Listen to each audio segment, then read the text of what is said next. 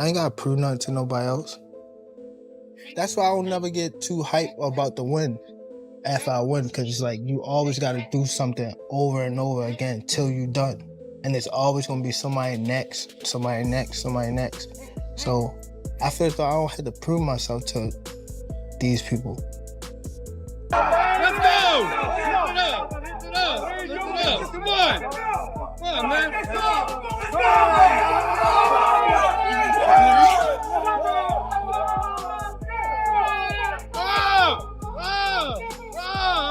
You're here. You know what I'm saying?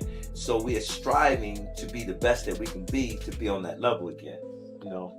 So, you know, you saying you want to do what you want to do, that's good, because that's what you want. That's the God in you that's trying to, that's good. Seeking, and, you know? And you giving back and giving. Gervonta Davis is refining every tool in his arsenal for the Jake Paul showdown, showing that his knockout power is built on relentless work, not just raw talent. His camp zeroes in on strength, timing, and endurance to keep him lethal every second in the ring.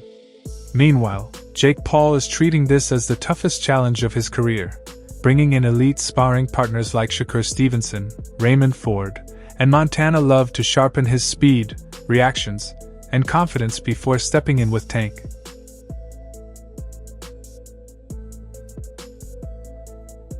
So that's boxing at its finest right there. You heard it. They said it. Make that bet. Everything on the line. You know, that's old school right there. Gervonta Davis puts heavy focus on conditioning that fortifies his core and prepares his body to absorb powerful shots. Having endured brutal punches in past battles, he understands the importance of toughness and stability inside the ring. His training features grueling drills that test balance, posture, and resilience while boosting the explosiveness of his punches. Every session in camp runs at maximum intensity as he builds strength, endurance, and a warrior mindset for the clash with Jake Paul. Ain't nobody breaking. Box, exhale.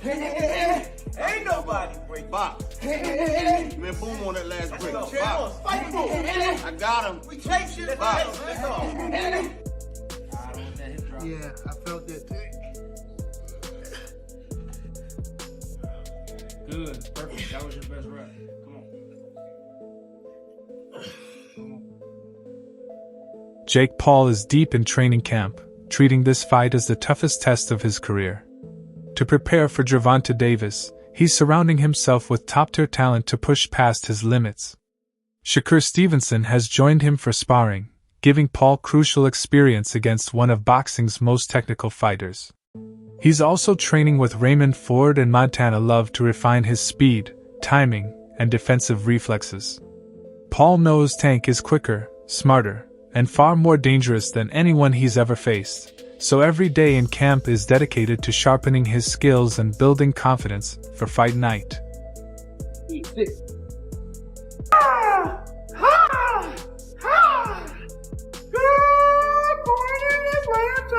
Gervonta Davis has earned his name in boxing through pure hard work and dedication. His journey tells its own story. Trainer Calvin Ford has seen him grow from a hungry young prospect into a champion built for the spotlight. Ford reminds everyone that success in the ring never happens by chance. It's the result of countless hours in the gym, unwavering discipline, and constant sacrifice. Davis has fought for everything he's achieved, never stopping his climb since day one. Now, as he readies himself for the Jake Paul showdown, voices from across the boxing world are weighing in. So much stuff. And man, Kenny was sitting there talking about it, and the majority of it is when he was little. We talk about all the stuff when he was little, and he started laughing like, dang.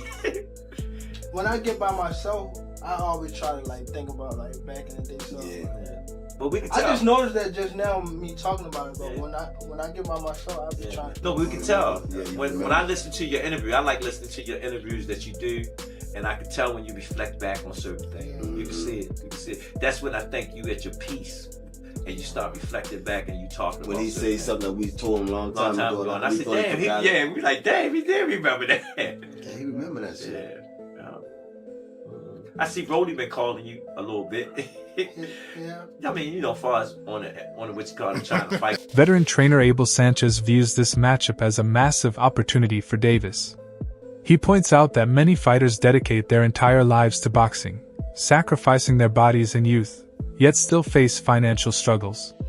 Sanchez believes this fight is different, as it finally offers Davis a chance to be rewarded for all he's given to the sport. The payday is enormous, a rare opportunity few boxers get in their prime. In his eyes, Davis deserves a moment where boxing gives back. While a fight with Jake Paul may not be for a title or ranking, it offers a reward that can secure his future, and Sanchez believes Davis should seize it. But as a coach, I think it's a good move for Tank Davis. I mean, I think I've seen too many kids go out of this sport with not a cent in their pocket. And I think that if Tank Davis takes advantage of a big payday like that, I think it's a ridiculous fight as far as a fight fan. But as a coach, I understand it. You have to take care of your own.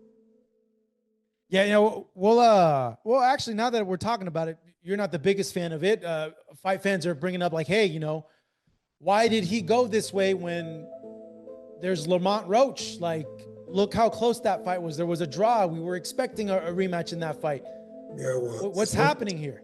As much as we hate it, it hasn't become really a sport. It's become a financial sport. So he took it because it's 5-6 times more than he's going to make with Lamont Roach.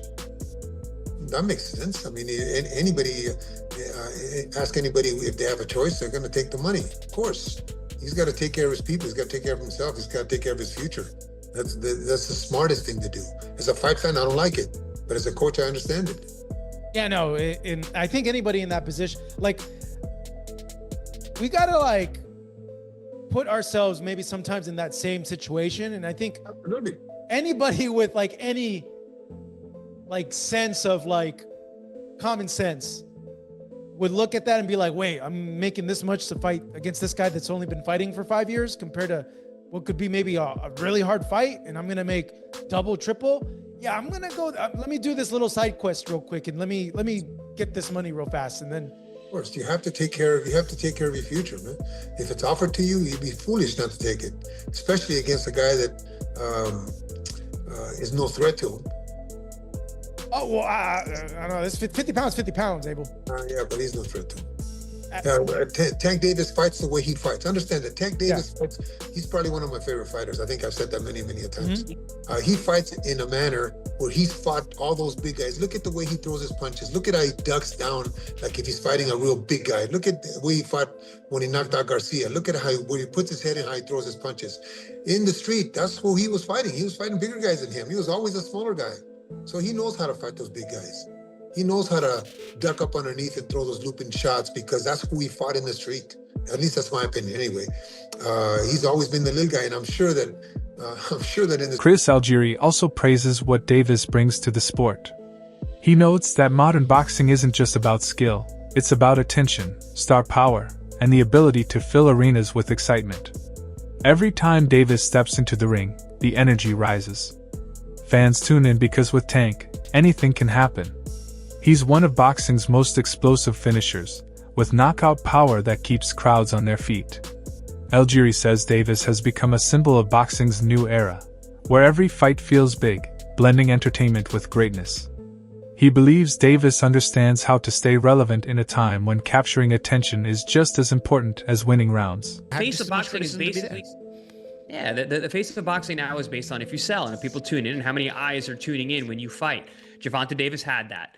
Jake Paul has that. Now they're fighting each other. Again, these are created products. Fight, these are still created products. Jake made his name going to Walgreens and making funny faces. You know what I mean? And it was just blowing up on YouTube and whatnot, right? I mean, that's how he started. The world we live in now, dude. It's unfortunate. Okay, so, it's not like Sugar Ray Leonard, who was the best fighter in the world and marketable. It's not like Oscar De La Hoya, who was a gold medalist, a great fighter and marketable. But what I'm saying is technology allows us to make, if I want to take this shoe off right here, and I say I want to make my Nike sneaker into the best product possible, and I got enough money to push it behind it. I put it all over your social media platform, and I put it all over your TV set, and all over your phone, and all over everything. You know. There's ongoing debate about Jake Paul and whether his fights are fair or staged. Carl Froch and Paulie Malignaggi argue that while the fights aren't fixed, the conditions often favor Jake. They believe he enters the ring with advantages that make his matchups easier. The same is expected here. Jake is bigger, heavier, and may have rules designed to limit Tank's strengths.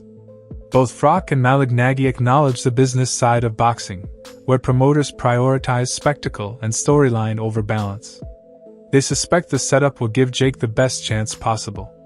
Still, they agree that if the fight turns into a test of pure boxing skill, Gervonta Davis holds the clear edge. There is no betting on it. So that means, I'm not saying people are going crazy with the opinions who's going to win, who's going to lose. You don't know what size gloves they're going to wear. You don't even know if they're going to stage the whole thing, because this is something that as an exhibition, it's not illegal to stage it. So I think this could be all kinds of crazy, wacky stuff. This is a bit of a circus, in my opinion. Who would you think should win that fight? Would you think that Davis should be able to get in there, even though the size did 100 pounds? Do you think he should be able to do it? If they don't stage it and don't kind of set up a sort of a mild sparring session, I'd say Davis has a chance. Depends on the size of the gloves. Because here's the thing, Jake is probably 100 pounds bigger than the guy. You know, that's a lot of weight, Carl. You know, you've been in a boxing ring, that still counts. And if you make the gloves small, Gervonta could technically hurt Jake even if he hits him. But the problem is, if the gloves are small, Jake could also hurt Gervonta, because Gervonta's so small. Gervonta's so much smaller than him. You know, so do you make the gloves big? And then, really, who's got that advantage? I don't know. You know, technically, Gervonta's a lot better boxer, but he's so much smaller. I've stood next to Jake. Jake's a big guy. It's like I said, it's a bit of a circus freak show, and that's why I don't put it out of the question that this exhibition could be a bit staged in the ring. That's fair enough. That's a fair point. That is, and actually, people aren't talking about that enough. I feel like people aren't talking about that enough. Well, he's threatening to sue everybody who talks about it, and anyone who talks about it. Well, that's because his fights have been sanctioned, and I personally don't think he has set up the other fights. I personally think, you know, like Mike Tyson, he had no legs left. You know what I mean? I to tell you the truth, I thought that was an easy one to bet and call. It was that Jake would beat Mike Tyson, and even some of these other fights, you know, they're smaller. Jake doesn't set up his fights. I think what he does is he stacks the deck against his opponents in those fights. So I wouldn't call them staged, but they're deck stackers. You know, so he has an advantage. Shakur Stevenson views the matchup from a technical perspective. He acknowledges Jake's size advantage, noting that he's naturally stronger, but reminds everyone that size alone doesn't win fights. Davis has top-level experience, having faced and beaten world champions and lifelong boxers. Stevenson predicts that Tank won't hunt for a knockout, he'll fight smart. Using his speed, distance control, and composure, Davis will focus on collecting rounds and outboxing Jake. Stevenson expects a points victory, since Jake is tough to stop, but believes Tank's superior skill set will ultimately decide the fight. If I'm thinking like I'm Tank, I'm probably just gonna go out there and try to outbox him and use my knowledge and IQ against him. So I can see Tank just outboxing him and making it real easy. Is there any way any realistic or legitimate way in your mind you could see Jake Paul winning a fight against Tank? No. No way. Nope. Not a lot of people have talked about Jake and said he's got good power. Not even and I get anything could technically happen, but you don't even see a realistic shot where he could land one big punch, and Tank being so much smaller, he just can't handle the power. Nah, not at all. I think Tank is he's been boxing his whole life. Been boxing since a kid, so I doubt like that's gonna be an issue or problem. I think Jake is good for where he's at, but I think it's just levels. Do you see a more likely chance that Tank wins by decision or by knockout? By decision. I mean, that guy's too big. I don't think that he's just gonna knock that guy out. So I see him like outboxing him. Could you see a realistic possibility where Tank could knock him out? Although more likely that it is, like you just said, decision. Nah, I don't see him knocking him out, no. Will you watch, Shakur? I mean, no. Obviously, no? Hell no, nah, that ain't really like, I mean, like I said, here's the thing, like I got two sides of me when it comes down to, I got a business side, then I got a competitor side, and from the competitive aspect, it don't excite. Weight has become a key topic among fans and analysts. Some argue it's unfair to match a smaller fighter like Tank against a naturally bigger opponent like Jake Paul, claiming the size gap could impact safety. Others counter that elite skill can overcome size, trusting that Davis's speed and precision will balance the scales. Boxing history, after all, has plenty of moments where the smaller, more skilled fighter came out on top. Champion Gervonta Davis, who's unbeaten in 31 professional contests, takes on the self-proclaimed problem child, Jake Paul, one of the most influential and marketable global personalities. Paul and Davis square off in Miami after doubts around the fight being sanctioned in Georgia triggered a change in venue. Neither fighter can weigh more than 195 pounds. The weight is perhaps the most surprising factor. Paul has boxed most of his career around 200 pounds, the cruiserweight limit, but did tip the scales at 227 pounds when he faced off against Iron Mike Tyson last year. Davis, much smaller in stature, competes at the 135 pound mark and has also won world honours at super featherweight. And despite some discussions about possibly dropping down to 10 ounces, the pair seem set to wear 12-ounce gloves. And in terms of distance, despite the exhibition tag, the fight will play out over 10 3-minute rounds with 3 scoring judges at ringside, but the result will not be officially recorded on... Robert Garcia, speaking as both a trainer and former champion, says there's nothing wrong with Davis taking this fight. It's his career, and he has every right to make choices that benefit him. However, Garcia's concern lies in the timing. He feels Davis is still building his legacy, with titles left to win and matchups fans still want to see. Many view this event as a global spectacle. Jake Paul, known for his fame in entertainment and social media, brings massive attention from audiences beyond boxing. Some experts see that as a good thing, helping the sport grow, while others believe it dilutes boxing's competitive integrity. Since Jake isn't a traditional boxer, there are also concerns about the rules. Analysts predict Jake will push for heavier gloves and a higher weight limit to dull Davis's knockout power. They believe those adjustments might be his only way to survive beyond a few rounds. If that's the case, Davis will need to stay patient and strategic. That doesn't excite me. I know it's going to do really good numbers. I know they're making a lot of money, which is good for them, good for Tank, because in boxing that's what everybody looks for. I think it's, the good thing is they announced it as an exhibition, which is, I'm okay with it. Everybody does it. Mayweather has done it. Ali did it. The only thing, my personal opinion is Tank, they all did it when they had already accomplished so much. They already did so much. Mayweather did everything in boxing and accomplished everything. Muhammad Ali did the same, and many others that have done it. I think Tank never gave us the fights that we really wanted. Never really gave us those challenges. He never really challenged himself. He didn't give Rhodes that rematch, which he should have. Mayweather did it when he had a hard time with Maidana and Castillo. Right away, he did the rematches to prove everybody wrong, and look at what he did. He beat him clearly. So Tank should have done the same. He didn't. That I could criticize, but then at the end also, if you're making 30 to 50 million, I don't even know what he's making to fight, to have an exhibition against just Jake Paul, I would have asked. I would do the same. No one would say no to that. Right? If I had one of my fighters get an offer to fight a big celebrity, a big YouTuber for $20-30 million, I would probably do the same. So I don't blame him. It's boxing. At the end of his career, 20 years from now, nobody's gonna care how much. Boxer Bernie Thaw takes a blunt stance.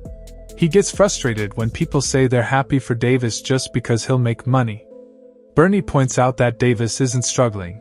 He's already earned plenty.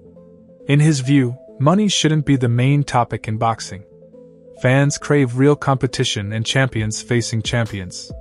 He argues that the sport loses its soul when financial gain becomes the only goal.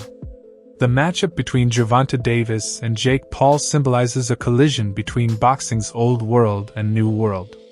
On one side is Davis, a product of the traditional system, trained since childhood, hardened through gyms and tournaments, and built on hard-earned merit. On the other stands Jake Paul, a figure who rose through entertainment and brought his fame into the ring. I kind of don't really care about the fight no more. Starting to lose a little steam. But I'm saying, if he stops Pitbull Cruz, right? Don't you think that people would want to see, Lamont and Tank more due to the fact that, Tank had a hard time with Pitbull? No. I think people just want to see Tank versus Lamont because Lamont, he had a hard time with Lamont. It's just like Devin Haney and Ryan Garcia. People just like controversy. People just like, you know what I'm saying? So people like to see finished business. You know, they don't want to leave it unfinished. And that's what the intrigue is. They want to people want to see finished business. So, you know what I'm saying? I think that's the intrigue of the fight. And it doesn't make no sense why they taking so fucking fight, you know. Everybody keeps saying that Tank getting the money, but is we getting the fucking money? Is we bidding there for the fucking money? Is he gonna give us some of the money? Are we waiting on him to feed us any bit? No. I want what I want. Fuck that. I'm selfish. I'm a fan. I want to see the fucking fight. I don't want to see no fucking circus. You know what I'm saying? So for everybody saying, oh, he back, who gives a fuck? I hope he already rich as fuck. He already won 30 million in the last fight or something. He got more money than I'm ever gonna have. I don't give a fuck. I want to see the fights. I'm a fucking boxing fan. That's it for today's video. Stay tuned for more.